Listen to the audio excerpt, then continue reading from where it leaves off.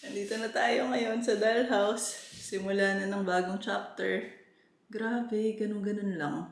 Yung week namin, may 1 week less than, mga 4-5 days lang kami dun sa penthouse. Tapos na, ganun lang kabilis. Pero saya-saya na last few days. Sobrang perfect nun. Panoorin niyo yung last vlog kung hindi niyo pa napapanood dahil grabe yung sunset nung last few days namin dun. As in, yung heart ko. Oh my God, pero ito na, ang ganda ng pin light. Tayo yan, ganda na, yan yung kitchen natin, oh my goodness. Dito tayo. Ang cute. But anyway, talagang sa toilet tayo pumesto, pero look at this background. Ito na yung magiging banyo ko, ito na yung gagamitin kong bathroom. Ang ganda. Sobrang upgrade nito. Ay, okay. Magpahinga na tayo. See you tomorrow sa start ng kabisihan ng pag-aayos nito. Unit na to. Good night. Mga magaganda pa yan. For sale! Hindi ko pa alam anong gagawin, pero... For sale mo to? Ay, ganda! Ako na lang to, ma'am. Bagay. Nag-iingat ako. Bibigay ko nga ito sa baby girl ko, ma'am. Akin na lang to. Okay. Tama kay Bia yan. Si Bia ang... Ang gulo na ng lahat. Makulong ka na doon. Dapat in 3 days. Tapos na to eh. Mag-shoot na tayo ng reveal. But no. Kaka-box ko lang to. Ngayon, na-unbox na naman. Pwede naman. Gusto mo, balikan natin. Balikan natin. Huwag natin ituloy. Okay lang kung ayaw mo. Madali ka rin kausap. Let's go! Hello. Stop. Ang daming nagaganap. Hindi ko alam ang uunahin. So ito yung official tambakan room natin. Dahil kailangan maayos is yung main area tsaka yung bedroom. Na hindi pa rin maayos. Malayo pa. Dito muna kayo magwalis. Pag-send ito. Paso. Ito sana sa taas. Ano lang pa? Ayun.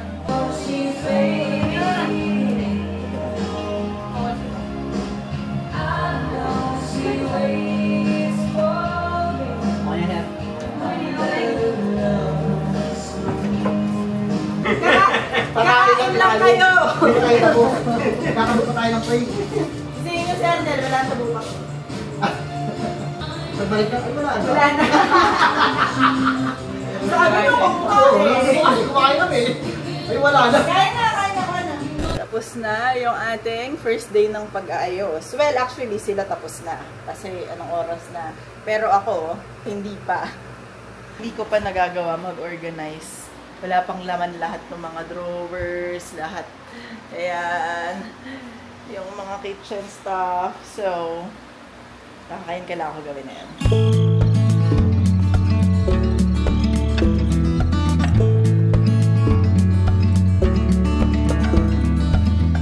Gulo pa rin. Parang wala nangyari. Pero, yung kitchen, nalagyan ko na ng mga laman, yung mga drawers, cabinets. Ang hirap mag-isip, yun yung nakakaproblema. Kung problema talaga. Pero I mean, di ba ako sa malalagay, which is sweet, dahil bagong mga arrangement to. Pero anyway, momentous occasion tayo ngayon. Gagamitin na natin to ang banyo. First time. Hindi na ako mag-lake shower ng hair dahil anong oras na inaantok na ako. Ba't kailangan natin maglinis ng pagkatao? Kaya, yan na. Maliligo na tayo dito. We're so excited for the first time. Yan lang. Okay, labas na kayo. Bye-bye!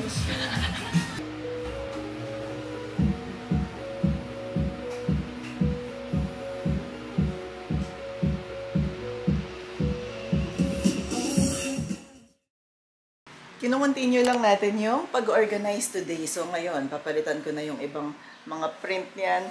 Pero anyway, bukas i-shoot na tong tour nitong space na to. Kaya tinatapos ko na yung mga design niya. Napapalit ako ng mga frame. Alam niyo yun, minsan, well, ngayon, nandito na tayo, di ba? Ito na siya. Ito na. Yung matagal ko nang iniisip. Yung matagal kong pinapangarap. Na-amaze ako na nagawa namin, na nandito na kami, na ito yun. Parang, naalala ko pa kasi nung doon pa ako nakatira kay na Papa, ganyan. Tapos pangarap ko lang nun, like, magandang kwarto. Tapos after nun, pinangarap kong ng sarili lang namin na house, ganyan. Matitirahan lang, magagawa ko ano yung mga gusto kong gawin. Very simple, as in, dun yung nagawa ko dun sa tall tiny house, ganyan. Dun ko siya na first na experience. Pero hindi na technically sa amin yun, di ba? Tapos ngayon, sobrang na-amaze ako kasi hindi lang sariling bahay to. As in, may iba-ibang unit. Tapos lahat ng unit na yun, magagawa ko anong gusto ko. Tapos ngayon, tinitignan ko tong unang titirhan namin, tong House of L unit, na parang, nagawa ko to. Like, sobrang amazing lang na ito, nangyari siya. Parang, wala naman, feeling ko, wala naman akong ginawang special, wala naman kaming well, technically meron. Pero, but sobrang swerte ko na-achieve namin tong ganito. Na, parang ang surreal na nandito kami. Ang surreal na natupad namin siya na dati. Gusto ko lang sariling kwarto. Masaya na ako dun.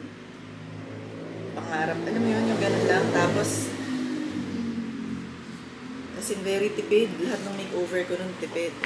Dito, syempre, pa rin tayo, mindful pa rin tayo sa cost, ganyan. Hindi naman tayo nagsisplurge ng todo-todo. Pero, pwede na kaming mag-splurge sa mga bagay that matters. Like, yung tiles, dati ko ano na yung pinakamura, ganyan. Pero ngayon, sobrang ganda. Kung ano talaga yung gusto ko. Oh my God, ang cute. Anyway, tatapusin ko na tong wall na to. And magliligpit na tayo, dahil tayo pang i-organize. Dahil bukas, tapos mamaya ilalagay ko na yung mga yung damit ko dito sa temporary closet. Tapos i-curtain ko lang to kasi nga temporary, ayoko nang gastusan masyado. And, yun lang. Tuloy na natin.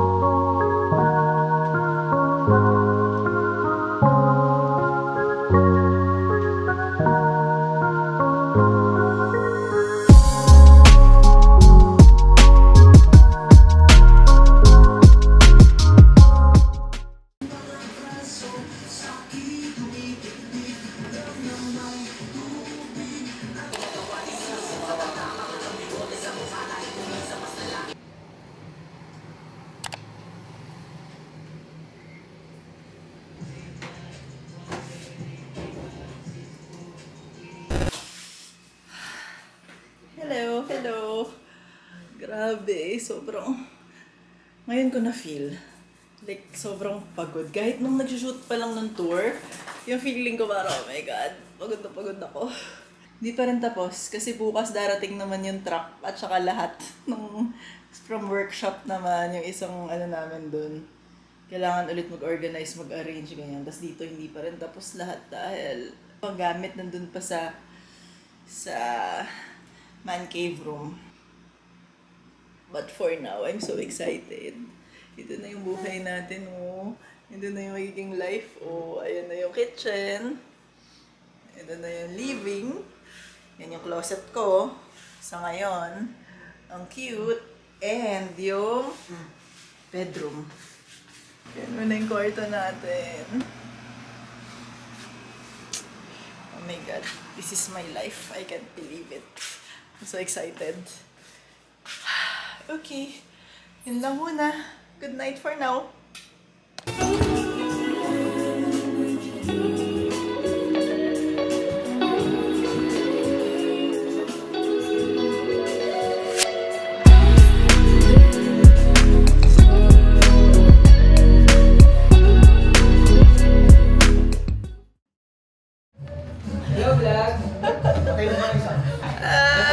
Ito na yung mga gamit. Dinala na lahat nung gamit namin. Di ba noong una sa penthouse lang, aray ko. Pero ngayon, lahat ng gamit sa workshop, nandito na rin. As in. Ganyan na siya. Ay, nako. Grabe. Grabe. Ano na tayo dito? 1 week. I think, almost. Oo, lagpas 1 week. 1 week and 1 day na tayo dito. Grabe yung schedule. Like, non-stop. Diba? Nag-move out tayo sa sa penthouse. Nakita niyo, tuloy-tuloy kami doon. Pagdating dito, nag-ayos. Tapos nag-shoot nito dahil may deadline ako for the tour nitong space na to. Tapos, after naman mag-shoot nun, nag-edit ako for 3 days. Dahil nag-edit ako ng vlog tsaka nung sa Decor channel. Kaya, medyo ngayon lang tayo hihinga ulit. And, ito yung reality ng situation. Nag-tour na tayo, pero binalik namin yung mga box. Ayan yung mga ibang box. Kasi, sa man cave room, nandyan nakalagay yung mga ibang gamit ko, yung mga naka-box na wala pang... Ayoko pa kasi mag-organize, yung mga drawers wala pang laman nandun nakalagay. And nilipat na ulit dito. Dumating na yung mga gamit from workshop. Sobrang daming gamit, sobrang kalat dun sa garahe, sa mga ibang unit, lahat ng mga hino-hoard namin na mga items, furniture, to repair, to nandiyan na lahat. So, maraming bagay na pinasok dun sa man cave. Kaya, dito, dami kong pinagbibili. Nag-order ako sa Lazada ng mga kung ano-ano. Laging ganun kapag ka merong, bagong lipat, bagong ganyan. Ano yung kailangan ko para sa closet para mas mag-work siya? Ano yung mga organizational tool?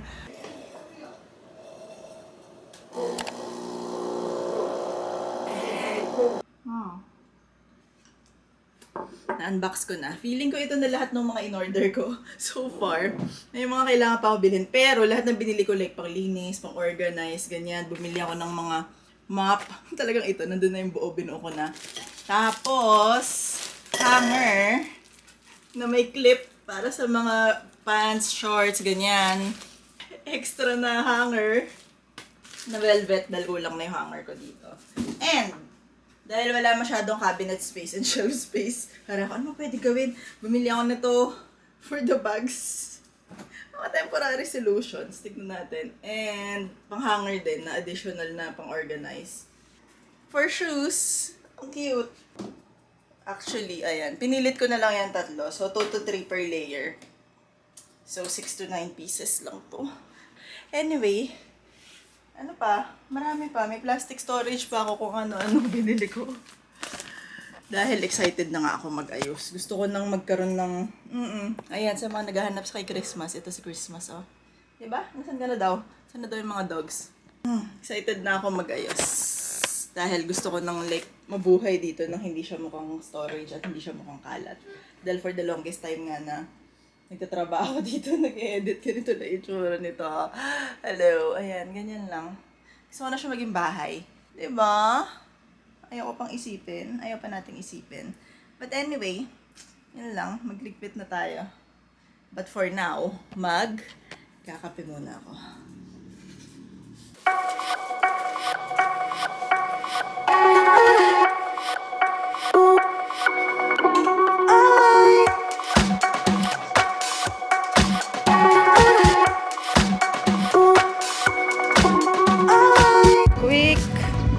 Sunset break dapat pero maulap. Pero ganda pa rin ang clouds.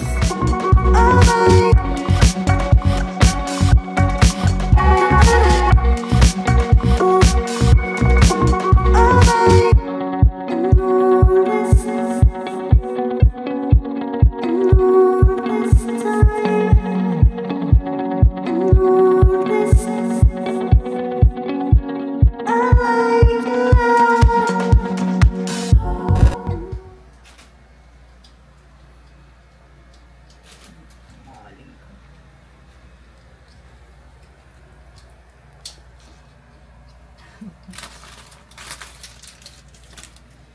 Ay. Mas. Pang yoga yan. Latte, sabihin mo. Parang finally, na-unbox ko na lahat ng box. Kasi walang katapusan. Like, as in, kala ko tapos na ako. Tapos meron pa pala akong box na naiiwan dun sa isang room. Tapos dadali na naman dito. Tapos napuno na yung closet. Di ko na alam saan ko sila lalagay. Tapos ngayon, may konti pang natitira. Pero medyo, ano na siya, bahay na siya. Ayan yung kitchen. Ganun pa rin. Mas realistic lang. And, ang pinaka, oh my goodness, yung closet. So, ito na siya.